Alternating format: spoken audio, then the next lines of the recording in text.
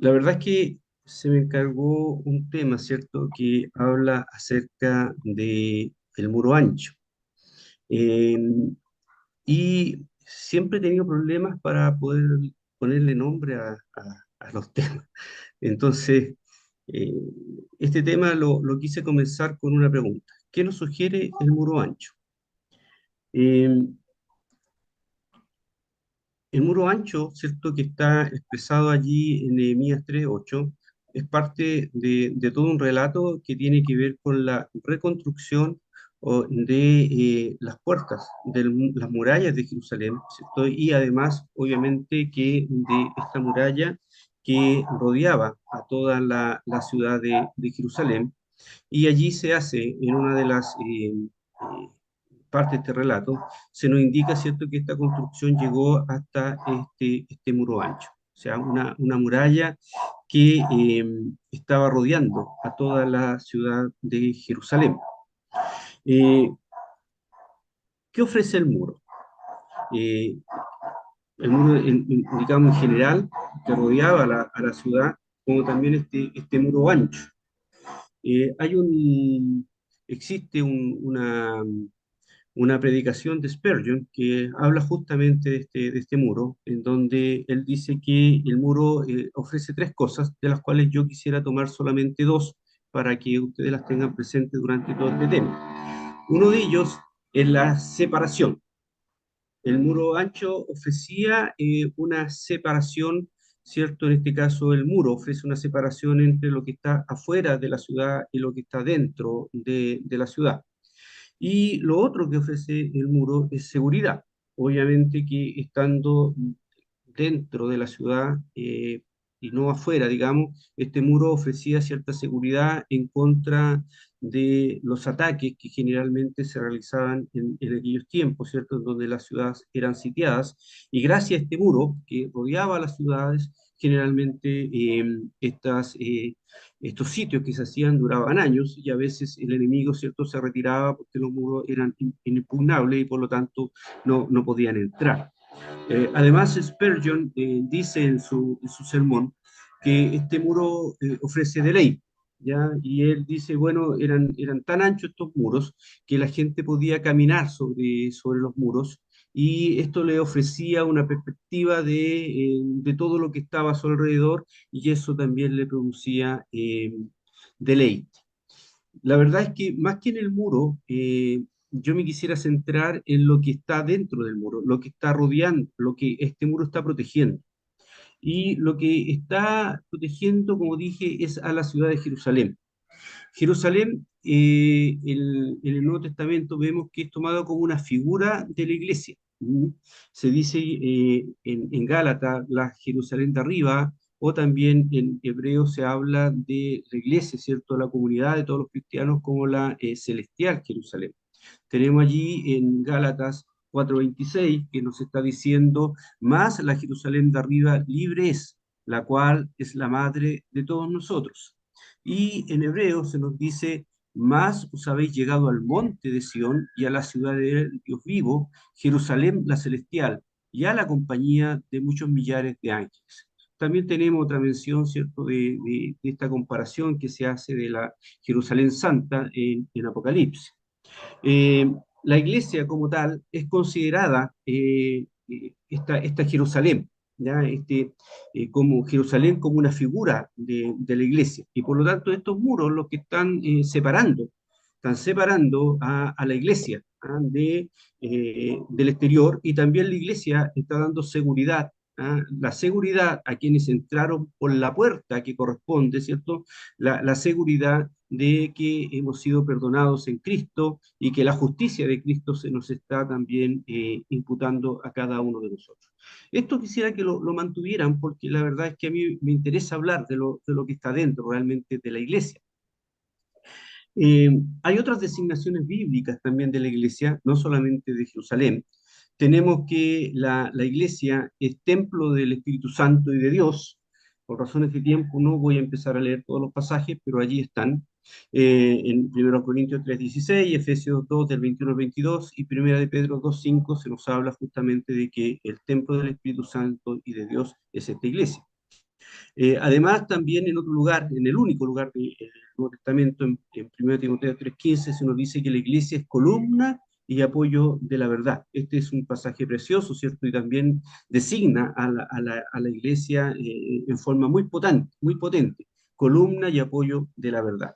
Y posteriormente, de acuerdo a la lectura que tuvimos hoy, se nos habla también que la iglesia es el cuerpo de Cristo siendo Cristo la cabeza, ¿ya? La iglesia es este cuerpo. Ya leímos, ¿cierto? Dice allí en Efesios 4:15 y 16, también lo pueden encontrar en Efesios 1:23 y en 1 Corintios 12:29. Dice, antes, siguiendo la verdad en amor, crezcamos en todas cosas en aquel que es la cabeza, a saber, Cristo, del cual todo el cuerpo, compuesto y bien ligado entre sí por todas las junturas de su alimento, que recibe según la operación, cada miembro conforme a su medida, toma aumento de cuerpo, edificándose en amor. Es, eh, Esta es una figura bien interesante cuando habla de que la iglesia es el cuerpo de Cristo. Eh, si de alguna manera analizamos lo que es un cuerpo, podríamos decir que un cuerpo está formado por tres elementos. Hay otras formas de clasificarlo, por cierto, pero acá quiero tomar esta forma en que el cuerpo tiene una estructura, que es el esqueleto. Eh, el esqueleto es lo que nos da la forma. Si no tuviéramos esqueleto seríamos algo completamente amorfo. No podríamos estar de pie, no podríamos caminar seguramente, no nos podríamos de alguna manera sostener. Entonces, la estructura de nuestro cuerpo, lo que le da firmeza es el esqueleto. Pero también nuestro cuerpo está formado, ¿cierto?, por órganos y fluidos que están moviéndose a través de todo nuestro cuerpo. Están los órganos en nuestro cuerpo y también están comunicados por diferentes tipos de fluidos. Y eso es lo que nos da la vida, digamos, que nos permite estar vivos. Y también tenemos que el cuerpo está rodeado. Yo la verdad no sé, no soy muy entendido en esto, pero no sé cuántos músculos tendrá el cuerpo, son muchos. Los músculos que nos permiten a nosotros también realizar las funciones y las tareas, el trabajo que requiere este cuerpo, o sea, el solo hecho de poder caminar, ¿cierto? El poder hablar, la lengua también está compuesta por muchos músculos. Entonces, el cuerpo está formado por esta musculatura. Bueno, esta figura que es el cuerpo y de alguna manera eh, vista de esta forma, también se aplica a la iglesia.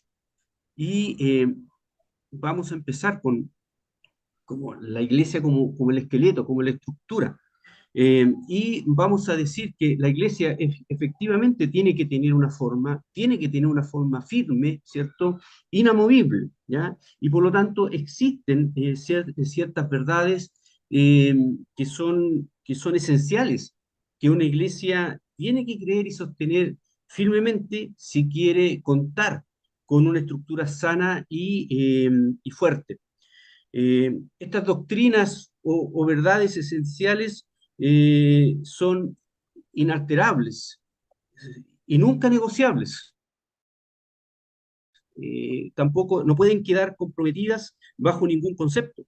La forma de la iglesia depende de mantener estas verdades completamente puras.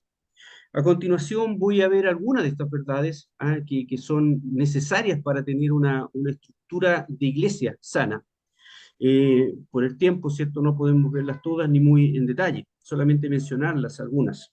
Eh, la iglesia, eh, como verdad esencial, debe siempre sostener la autoridad absoluta de las escrituras. En nuestra declaración de fe decimos que la Biblia o la palabra de Dios, ¿cierto?, es nuestra única regla de fe y práctica. Y eso también es lo que enseñamos con mucha fuerza en las clases de catecúmenos, es decir, la autoridad que nos rige a nosotros en términos de fe y práctica es la palabra del Señor. ¿Qué significa esto? Significa que todo nuestro creer, y actuar está regulado, está guiado por la palabra de Dios. ¿Es esto un capricho humano? Es un capricho digamos, de los líderes de la iglesia? Por supuesto que no. Este principio se encuentra fundado en Dios mismo, pues Él es quien es el autor de las Escrituras, en la forma en cómo Él se ha revelado a nosotros y en la forma también como Él nos está mostrando su voluntad. Eh, Tenemos algunos pasajes famosos, ¿cierto? Como 2 Timoteo 3:16, que dice que toda escritura es inspirada divinamente. Y tenemos además segunda de Pedro 1:19 y 21 que nos dice, tenemos también la palabra profética más permanente, a la cual hacéis bien de estar atentos como a una antorcha que alumbra el lugar oscuro hasta que el día esclarezca y el lucero de la mañana salga en vuestros corazones, entendiendo primero esto, que ninguna profecía de las Escrituras es de particular interpretación. Eh, por lo tanto, ¿cierto? Si queremos tener una estructura sana, eh, fuerte, nuestra iglesia y nosotros debemos sostener que la autoridad absoluta de las escrituras es parte de nosotros. También la sana doctrina, otra verdad absoluta que tenemos que mantener, la sana doctrina. Las enseñanzas o verdades bíblicas ordenadas, clasificadas y desarrolladas en forma temática en lo que llamamos doctrinas o verdades bíblicas. Por ejemplo, tenemos algunas anotadas allí, ¿cierto? La inspiración de las Escrituras, la encarnación de Cristo, la deidad de Cristo, Dios, Cristo es Dios, también es hombre, muerte y resurrección de Cristo, la salvación por gracia, etcétera. Existen otras, ¿cierto?, que podríamos estar mencionando, que son doctrinas y que las debemos mantener sanas. Eh, una de las tácticas más sutiles de Satanás es de apartar a las iglesias de una sana doctrina. El error doctrinal en sus diversas formas han plagado a la iglesia desde sus inicios.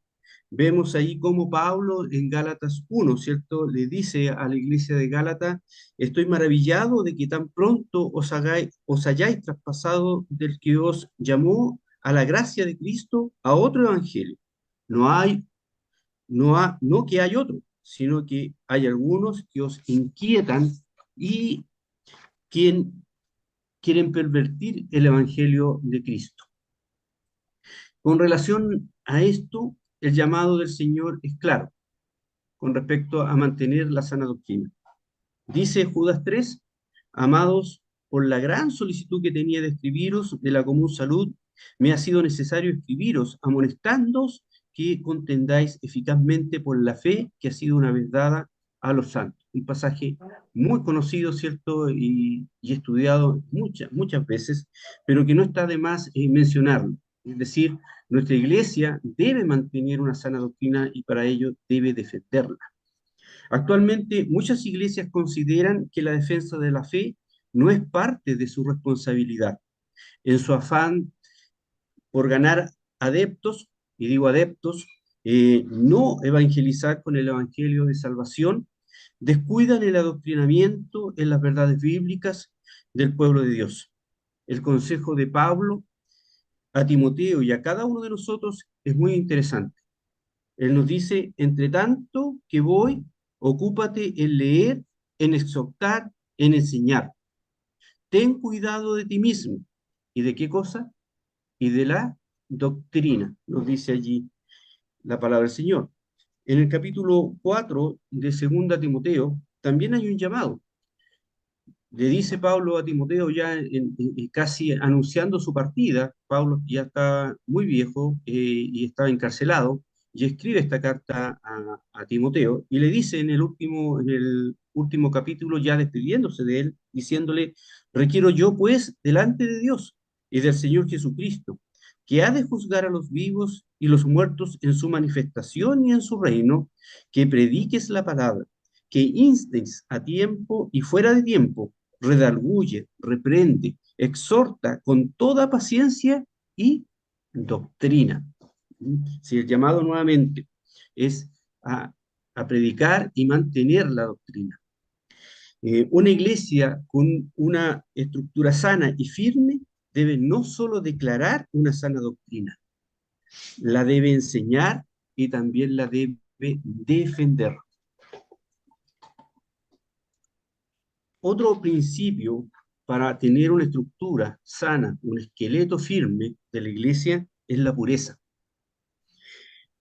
Los cristianos han sido llamados a salir del mundo para procurar la santidad.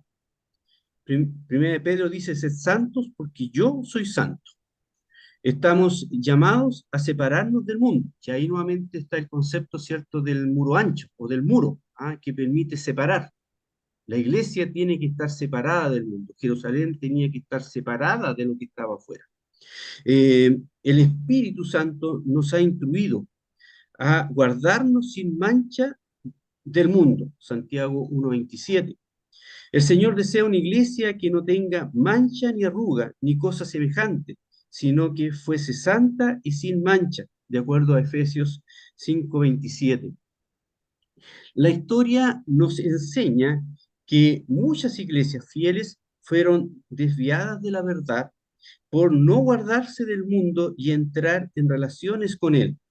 El, el, el dañar la doctrina, Satanás muchas veces no utiliza el cambio de una verdad bíblica traída en forma, digamos, así muy violenta.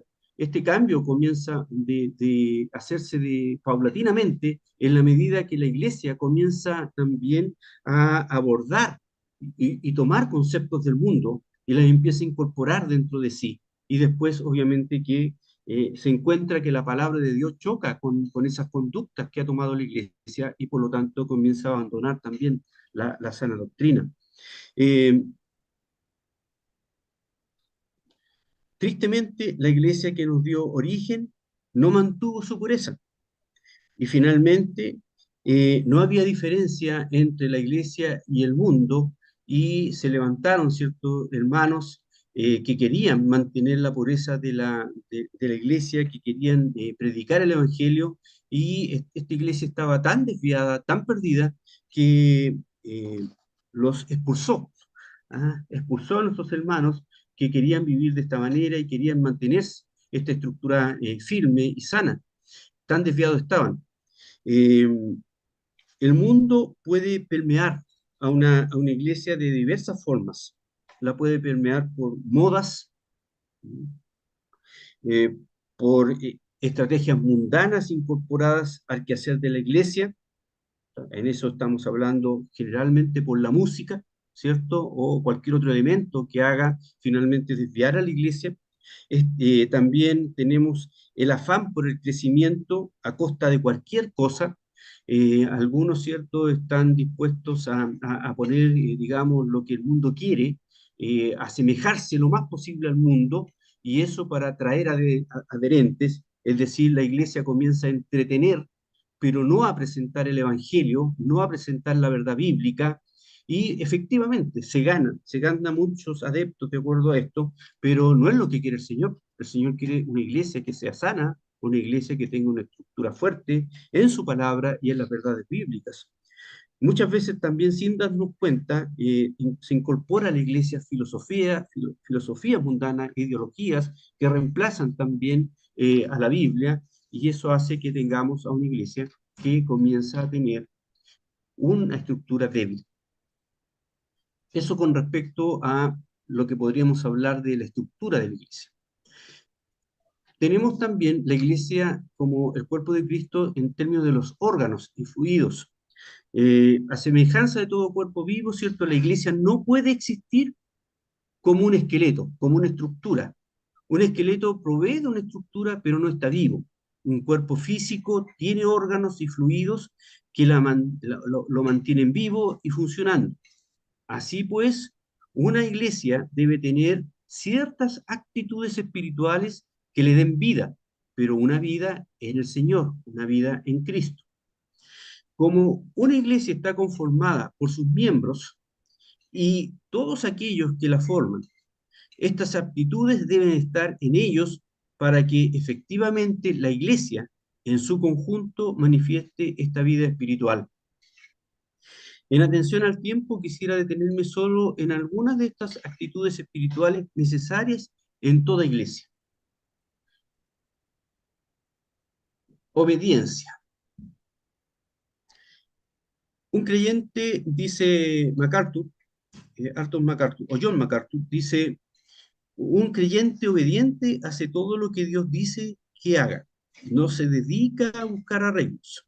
Si Dios dice que haga algo, lo hace. Y punto final. ¿Cuánto nos falta muchas veces esto, cierto? Cuando no queremos obedecer al Señor, cuando un niño no quiere obedecer a su padre o a su madre, siempre busca algún pretexto, siempre busca dar la vuelta para no hacer lo que tiene que hacer. ¿Mm? Y una iglesia y los conjuntos en su conjunto, ¿cierto? Debemos ser capaces de ser obedientes al Señor y particularmente a la palabra del Señor. No basta con que nosotros digamos que es la autoridad absoluta, sino que tenemos que ahora ponerla en práctica en nuestras vidas y efectivamente obedecerla. El comportamiento sin una actitud de obediencia no tiene sentido. La obediencia interna es mucho mejor que un acto externo de adoración. En 1 Samuel 15:22 encontramos el relato, ¿cierto?, del rey Saúl, que seguramente muchos de los de acá ya conocen. ¿Y cuál fue la respuesta de Samuel a Saúl cuando Saúl presenta sus excusas de la falta de obediencia? Samuel le dice, ¿tiene Jehová tanto contentamiento con los holocaustos y víctimas como en obedecer a las palabras de Jehová? Ciertamente el obedecer es mejor que los sacrificios y el prestar atención que el cebo de los carneros.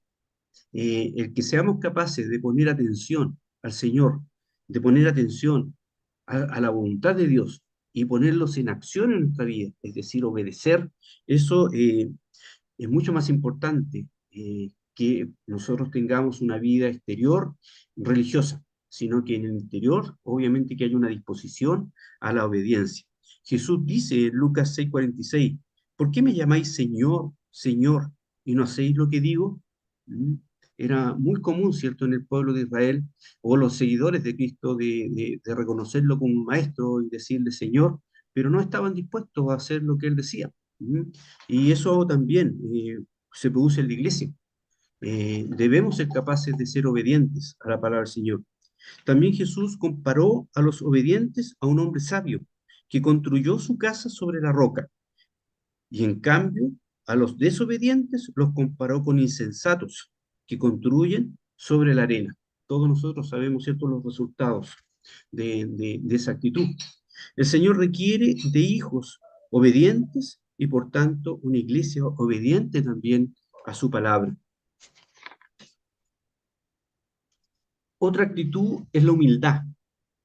En Filipenses 2:3 y 4 leemos, nada hagáis por contienda o por vanagloria, antes bien en humildad, estimándoos inferiores los unos a los otros, no mirando cada uno a lo suyo propio, sino cada cual también a lo de los otros.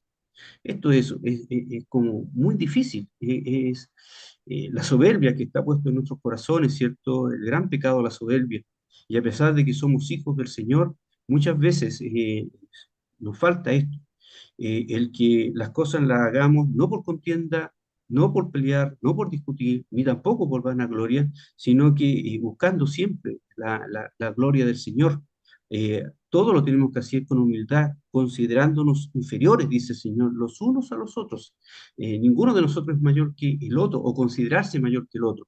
Nuestra regla de comparación no son nuestros hermanos. Nuestra regla de comparación es Cristo, ¿cierto? Él es el varón perfecto. Y esa debe ser siempre nuestra mirada, esa debe ser siempre nuestra meta, es llegar a ser como Cristo. Estamos ciertos que en esta vida no lo lograremos, pero teniendo a Cristo como nuestra meta, siempre iremos creciendo. En cambio, si nuestra meta o nuestra regla de comparación son nuestros hermanos, por cierto que vamos a superar a unos, pero vamos a estar también bajos de otros. Y es una meta bastante inestable. Es Cristo a quien tenemos que imitar. Y Cristo nos dice con respecto a la humildad, aprended de mí, que soy manso y humilde de corazón. ¿Mm? Si no solamente era humilde, sino que también era manso. Es decir, tenía una actitud de poder controlarse, una actitud de no airarse, una actitud de soportar, de soportar incluso las injurias, incluso las injusticias, y no tener una reacción o una sobrereacción sobre eso. ¿Cuánto falta también esto en nuestras iglesias muchas veces? Unidad, otra actitud importante. Jesús oró pidiendo que todos los cristianos fueran uno, así como el Padre y Él eran uno, a fin de que el mundo pudiera creer que Él había sido enviado por el Padre. Ahí encontramos, ¿cierto?, el famoso capítulo de Juan 17.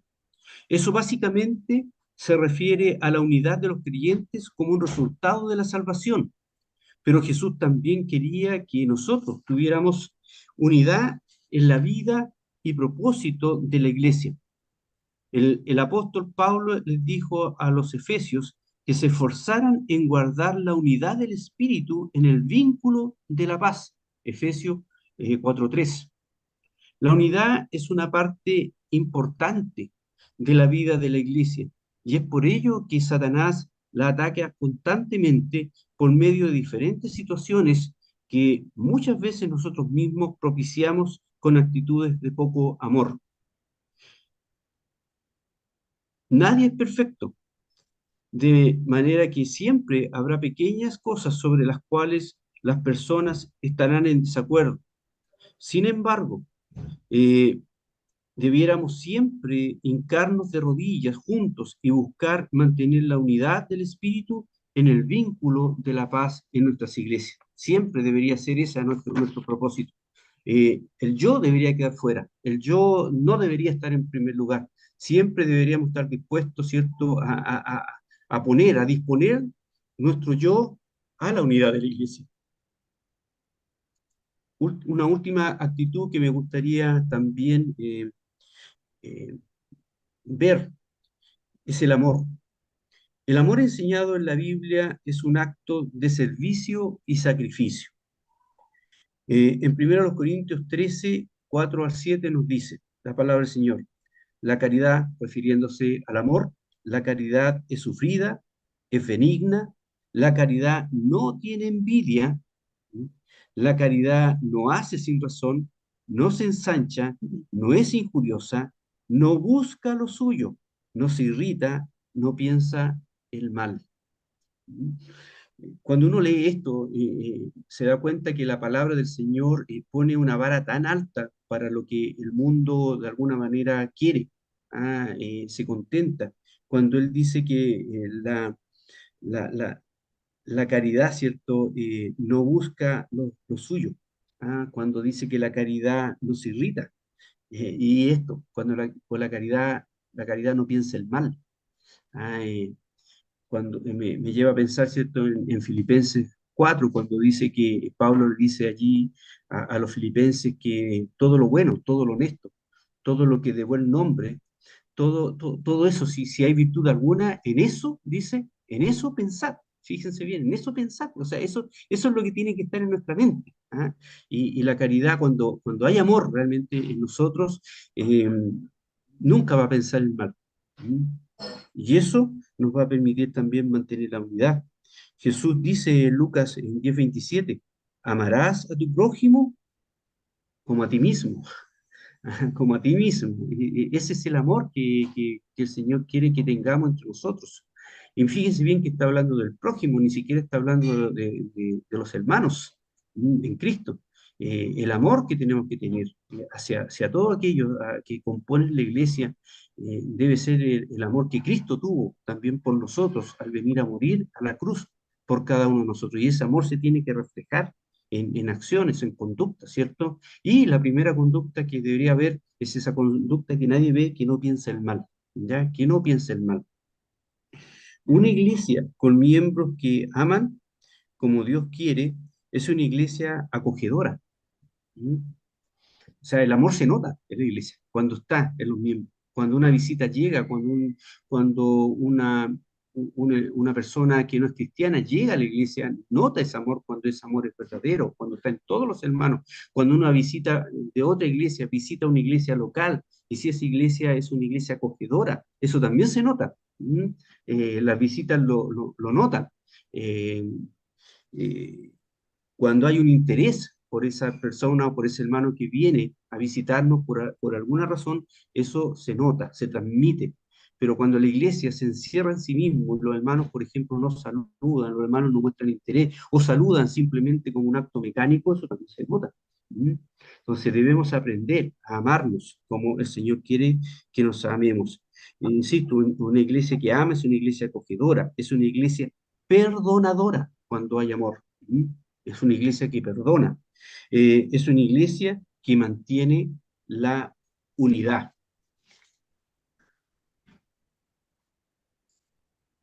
La iglesia ahora, como el cuerpo de Cristo en su musculatura. Siguiendo con la analogía, los músculos permiten realizar el trabajo del cuerpo. Mencionaremos algunos de estos trabajos, ¿ah? Y digo, que sea rápido esto, ¿cierto? Para no extenderme mucho en este tema. La predicación y enseñanza es parte del trabajo de la iglesia, parte de lo que nos permite, ¿cierto?, realizar. Y los músculos no se ganan solos. O sea, yo no, por mucho amor no voy a tener músculos. O si cultivo todas las actitudes que tiene la iglesia que debe tener, no voy a tener músculos. Los músculos es por el ejercicio, ¿cierto? Eh, y vamos a tener músculos como iglesia cuando también nos ejercitemos en la predicación y la enseñanza de la palabra del Señor. La proclamación de la palabra de Dios es una función primaria de la iglesia. Las escrituras abundan en pasajes que instan a la iglesia en proclamar y enseñar las verdades bíblicas. En 2 Timoteo 2:15, Pablo dice, procura con diligencia presentarte a Dios aprobado como obrero que no tiene de qué avergonzarse, que traza bien la palabra de verdad. Y hay otros pasajes que también podríamos mencionar, pero no lo haremos por el tiempo. La evangelización es otra tarea, es otro trabajo que tiene que tener la iglesia. La iglesia existe por amor del mundo. Tenemos que desear vivir como Dios quiere. Tenemos que desear, tenemos que desear, ¿cierto?, el vivir como Dios quiere que lo hagamos, de forma que podamos brillar como luces en medio de una generación torcida y depravada, según Filipenses 2:15, que nos dice lo siguiente, dice, para que seáis irreprensibles y sencillos, hijos de Dios, sin culpa en medio de la nación maligna y perversa, entre los cuales resplandecéis como luminares en el mundo. ¿Mm? Eh, Hay dos maneras de evangelizar, o podrían haber más, pero podríamos mencionar dos, dos clasificaciones. Una, por medio de la exposición del plan de salvación en forma directa, ¿cierto? Por medio de las predicaciones, por medio de la enseñanza, por medio de una clase, ¿cierto? Por medio de la obra personal. Todo esto es el tema, ¿cierto? Del congreso que tendremos en Semana Santa, y la misma idea está tanto para el sur como para el norte. Dice allí en Marcos 16:15, ir por todo el mundo, predicar el Evangelio a toda criatura. Es el mandato del Señor. ¿Ya? Ir por todo el mundo, predicar el Evangelio a toda criatura. Pero también nosotros evangelizamos por medio de nuestro testimonio. ¿Mm? Por medio de nuestro testimonio. Eh, Mateo 5 en el Sermón del Monte dice, vosotros sois la sal de la tierra. Eh, Está hablando justamente allí que nosotros debemos ser capaces de tener una vida que permita, por un lado, ¿cierto?, detener el pecado que hay a nuestro alrededor, y por otro lado también que la sal, como una de sus características, ¿cierto?, produce sed, debería también ser nosotros quienes produzcan sed de Dios en aquellos que están a nuestro alrededor. Vosotros sois la luz del mundo, también nos dice la palabra del Señor. Y la luz no se esconde, la luz se levanta y se pone en un lugar alto para que alumbre.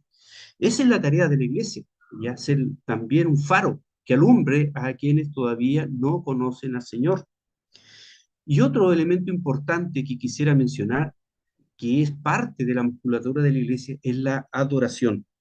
Pablo dijo a los filipenses: nosotros somos los que servimos en espíritu a Dios y nos gloriamos en Cristo Jesús, no teniendo confianza en la carne. Eh, Juan 4:23 dice: los verdaderos adoradores adorarán al Padre en espíritu y en verdad. Hermanos, somos llamados a ofrecer nuestro cuerpo en sacrificio vivo a Dios en un acto de adoración, según Romanos 12:1. Pedro dijo que somos sacerdocio, eh, pueblo santo, para ofrecer sacrificios espirituales aceptables a Dios. ¿Mm? Es decir, la adoración debe ser parte importante de la iglesia, del Hijo del Señor. La adoración lo que está haciendo es reconocer la grandeza de nuestro Dios. Y como hijos del Señor debemos también manifestar esto en la adoración, en nuestros cánticos, en la forma de nuestros cultos, la reverencia que tenemos ante delante de nuestro Señor. Todo es parte de la adoración. Nuestra vida debe ser también una adoración permanente al Señor. Es por ello que la adoración no debe ser solo una postura, sino que una actitud del corazón. Todo lo que realizamos debemos hacerlo en adoración a nuestro Dios y permanentemente. Esto lo podríamos decir que son algunas de las cosas que quiero presentar de la iglesia como tal, como cuerpo, ya como un cuerpo que está formado por una estructura, con verdades irrenunciables, no negociables, con actitudes también que hagan que sea un deleite estar en la iglesia, ¿cierto? Y que sea también una zona segura para todos los que estamos allí en comunión, y haciendo énfasis en este muro que se habla en Nehemías, que protegía a esta ciudad de Jerusalén. Este muro también debe proteger a la iglesia y también obviamente que la iglesia debe tener una instancia de trabajo, de desarrollo de cada uno de sus miembros. Dijimos, ¿cierto?, que Nehemías reconstruyó y con todas las personas reconstruyó un muro y las puertas de ese muro y por donde podían entrar las personas. Quisiera terminar esta exposición haciendo nuevamente eh, una analogía con este muro. Eh, Cuidado con las ventanas, le puse. Quiero terminar con esto. Cuidado con las ventanas. Cuando uno sale de vacaciones a algún lugar, ¿cierto? Y va a ir por mucho tiempo, sobre todo los que tienen casa, yo vivo en un departamento ya es más complicado, no me preocupa mucho eso, pero los que viven en casa, ¿de qué se preocupan?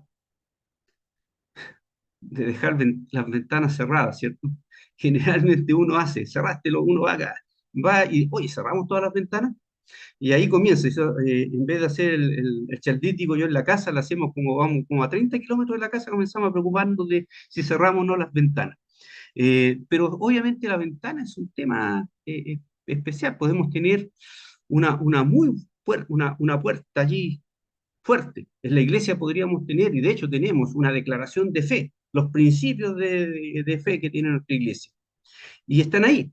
Y podemos tener cuidado, ¿cierto?, de que nunca haya una doctrina que no corresponda. Y ahí estamos cuidando muros que separen. ¿Y las ventanas las cuidamos? Eh, una iglesia es el resultado, dije, de la vida promedio de todos quienes la componen. Dicho así, una iglesia fiel es fiel porque sus miembros son fieles. Una iglesia acogedora lo es también porque quienes la componen son acogedores. No es que haya un título en la iglesia, somos acogedores. La iglesia va a ser acogedora si la mayoría de los hermanos que están en esa iglesia son acogedores. ¿Mm? Eh, Siguiendo esta lógica, una iglesia mundana lo es porque el promedio de quienes la componen también son mundanos. Estimados hermanos, consideremos que cada uno de nosotros, en particular, y también cada una de nuestras familias que componen una iglesia, y por cierto, la nuestra incluida, es una ventana abierta al mundo. Lo queramos o no, siempre cada uno de nosotros y la familia que tenemos son una ventana abierta al mundo. Muchas veces consideramos que la mundanalidad se manifiesta en conductas abiertamente reprochables para un cristiano, como son el participar de fiestas, el baile o algún vicio. Pero la verdad es que la mundanalidad es incorporar a nuestros pensamientos y conductas criterios del mundo, es conformarse al mundo, es tomar la forma del mundo, como nos llama a no hacerlo allí en Romanos 12:2. Estos criterios, principios o normas son los que validan y o motivan nuestras acciones. Lamentablemente, en la actualidad hay mucho de esto en el interior de las familias cristianas, donde la autoridad de las escrituras es cambiada por el pensamiento y tolerancia mundana. Eso está pasando en nuestras familias. Y las familias y nosotros somos una ventana de la iglesia. Y por lo tanto, eso después se transmite a la iglesia. Por lo tanto, tenemos a la iglesia, ¿cierto? Tenemos a la iglesia que puede ser permeada por nosotros mismos. Algunas situaciones que apoyan este punto y quisiera revisar como punto final. ¿Cuáles son nuestras conversaciones al terminar el culto? Es una pregunta que me hago. ¿Cuáles son nuestras conversaciones al terminar el culto? A veces las hazañas deportivas del club de fútbol es más interesante que la predicación y adoración al Señor. O los quehaceres del próximo día apagan el gozo del culto al Señor. ¿Mm? Eso es una realidad, lo podemos ver todas las veces cuando termina un culto y de cuántas cosas conversamos. Pero es triste reconocer que muy pocas veces conversamos acerca de la predicación que acabamos de escuchar, o de lo lindo que fue el culto, ¿ah? De cuánto me llegó a lo mejor un himno que cantamos. Todos los demás, como que hay una indiferencia de lo espiritual, y todas las otras cosas están ahogando el servicio que tuvimos. Y eso está pasando en nuestras iglesias, es una ventana que se mete, digamos, esa ventana que está abierta. Muchas veces no se está dispuesto a los sacrificios o esfuerzos requeridos para participar de las cosas espirituales, sean estas congresos u otra actividad en la iglesia. ¿Mm? O sea, como familia, como miembro individual, no estamos dispuestos a sacrificarnos para poder participar de actividades que son parte de la iglesia. Eh, pero sin embargo, existe toda la disposición para participar de las actividades que el mundo propone. ¿Cuánto esfuerzo hay? ¿En cuántas familias, cierto?, en realizar actividades que no son para edificación espiritual y hacen esas actividades? Yo no estoy diciendo que no sean lícitas, estoy diciendo que muchas veces esas actividades están sobre las actividades. Para esas actividades sí estamos dispuestos a hacer sacrificio, pero para las cosas del Señor que están por medio de su iglesia, no estamos dispuestos, estamos muy cansados, ¿cierto? Tenemos derecho a la distracción según nosotros y por lo tanto no participamos. Ojo con eso, es una ventana, es una alerta. Comodidad, ¿cierto? Podríamos llamarle a eso. Es la educación de nuestros hijos. Estoy hablando de algunos pensamientos que están en nuestras familias, en nuestros hogares. Es la educación de nuestros hijos. ¿Qué es lo que nos mueve? ¿Nos mueve un sentido de educar a nuestros hijos en el temor y servicio al Señor? ¿O solo se busca un bienestar temporal? ¿Qué buscamos al educar a nuestros hijos? ¿Mm? Me, me- yo mismo me pregunto esto y también esta otra pregunta. ¿Nos haría feliz que uno de nuestros hijos se dedicara al ministerio? ¿Lo haría feliz a usted, hermano? ¿Hermana? ¿Me haría feliz a mí que un hijo, cierto, se dedicara al ministerio? ¿O esto sería un fracaso? Pues se sale de nuestras proyecciones de que estudiaría una profesión donde se ganaría su vida, ¿cierto? Estaría cómodamente y ganaría también dinero. ¿Qué pensamiento hay en nuestra familia con respecto a estas cosas? corazón, ¿cierto? Las riquezas temporales, en la comodidad, ventanas que pueden permear nuestra iglesia. ¿Sacrificamos el día del Señor por cualquier otra actividad? Otra pregunta que me hago. ¿Sacrificamos el día del Señor por cualquier otra actividad? ¿Enseñamos a nuestros hijos que es lícito dedicar el tiempo del Señor en realizar las tareas del colegio o preparar una prueba para que, entre comillas, le vaya bien? ¿Mm? Ante lo indicado anteriormente, solo quiero citar al Señor. No os hagáis tesoros en la tierra donde la polilla y el orín corrompen y donde ladrones minan y hurtan, mas haceos tesoros en el cielo, porque donde estuviere vuestro tesoro, allí estará vuestro corazón, dice el Señor Jesús en el Sermón del Monte. Si habéis pues resucitado con Cristo, dice Pablo, buscad las cosas de arriba, donde está Cristo sentado a la diestra de Dios. Poned la mira en las cosas de arriba.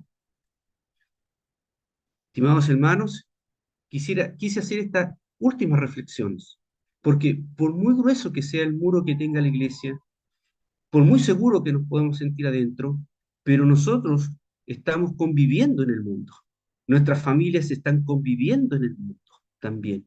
Y por lo tanto, nosotros tenemos que también tener estos muros, no solamente en la iglesia física o en el lugar de la iglesia el día domingo, sino que también estos muros tienen que estar en nuestra familia, en nosotros mismos, en separarnos del mundo, como el Señor quiere que nos separemos, que no nos amordemos a la filosofía, a la conducta, al pensamiento del mundo, sino que mantengamos siempre que la autoridad absoluta es la palabra del Señor para nuestra vida.